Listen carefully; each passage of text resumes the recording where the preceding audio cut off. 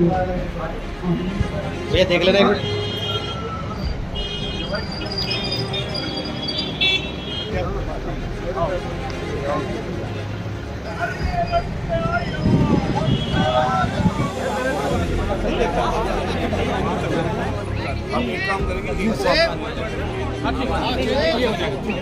अभी आप रख दो,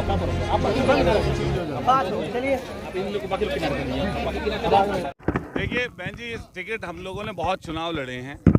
समाजवादी पार्टी ने माननीय राष्ट्रीय अध्यक्ष अखिलेश यादव जी ने हमेशा मौका दिया है। मेरी कोशिश है हमेशा कि कैसे कमज़ोर, गरीब, शोषित, वंचित हमारे अक़लियत के मुस्लिम भाई हों, चाहे हमारे आदिवासी हों, चाहे हमारे दलित भाई हों, कैसे सबको साथ लेकर चला जाए। आप लोग सब लोग इस बात के गवाह हैं कि इसी मेरठ में जहाँ पैदाइश हमारी हुई, जहाँ जन्म हमारा हुआ, जन्म के साथ साथ हमने लिखना पढ़ना भी यहीं से किया। और इसके साथ साथ जो पहले छात्र राजनीति के माध्यम से चाहे चुनाव लड़ने का मौका मिला तो संघर्ष के माध्यम से मिला, और हम लोग विधायक बने तो अपने संघर्ष के बलबूते बने। तो अब ये जो मौका मिला है लोकसभा के चुनाव का, जो इंडिया गठबंधन है, जिसका पूरा का पूरा एजेंडा है, पूरी की पूरी सोच है कि कैसे संविधान को बचाया जाए, कैसे लोकतंत्र को जीवित रखा जाए और कैसे इस तानाशाही को ख़त्म किया जाए। जो ये अघोषित इमरजेंसी है, इस समय बस सिर्फ और सिर्फ सांसों पे पहरा बाकी है, वरना सब कुछ दो लोग चला रहे हैं। और ऐसा चला रहे हैं कि आप पत्रकार साथी भी अगर कुछ उनके खिलाफ बोलेंगे तो शायद आपके ऊपर भी एफआईआर दर्ज हो जाएगी। लेकिन हम चाहते हैं कि ये लोकतंत्र जीवित रहे। बाबा साहब भीमराव अंबेडकर जी ने समता और समानता की बात की है, और हमारी पूरी की पूरी विचारधारा समता और समानता की है, और उसी विचारधारा को हम लोग आगे लेके चलेंगे। ये पूरा चुनाव मेरठ के लाल अतुल प्रधान के बीच में, और एक बाहर से जो इन्होंने आयात किया है भारतीय जनता पार्टी ने, जिन प्रत्याशी को, जिनको उनके खुद के कार्यकर्ता एक्सेप्ट नहीं कर रहे। आपकी ही वीडियो हम लोग रोज देख रहे हैं। कभी तो प्रत्याशी बोलते हैं, जब उनसे पूछा, किसी पत्रकार साथी ने पूछा कि क्या आप चुनाव के बाद मेरठ में रहेंगे, तो उनका सीधा जवाब था कि ये चुनाव के बाद बताऊंगा। अरे ये कैसी बात है? क्या मुंबई साइन कराने जाएंगे मेरठ के लोग? क्या ये गरीब गुरबा लोग इसी तरीके से ठगे जाएंगे? क्या इसी तरीके से उनके साथ छल किया जाएगा? भारतीय जनता पार्टी ने मेरठ की जनता के साथ ऐसा कैंडिडेट देकर छल करने का काम किया है। ये आपका बहुत बहुत धन्यवाद। मैं समाजवादी पार्टी का जब से मेरी राजनीति की शुरुआत है कार्यकर्ता हूं, और टिकट मांगने का सबका अधिकार है। हम सबको साथ लेकर चलेंगे।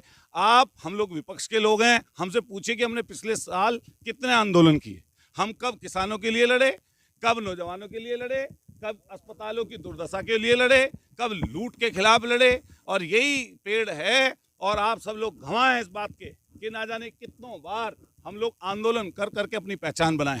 ये मेरठ की जनता तय करेगी कि वो मेरठ के लाल को, अपने बेटे को, अपने भाई को, अपने जैसे व्यक्ति को, आप बताइए, जो डिप्टी चीफ मिनिस्टर दूर बैठे हो, जिनका विधायक सांसद नीचे खड़ा हो, प्रत्याशी गाड़ी से ना उतरे, आप सोचिए आम जनता का बेचारी का क्या हाल होगा।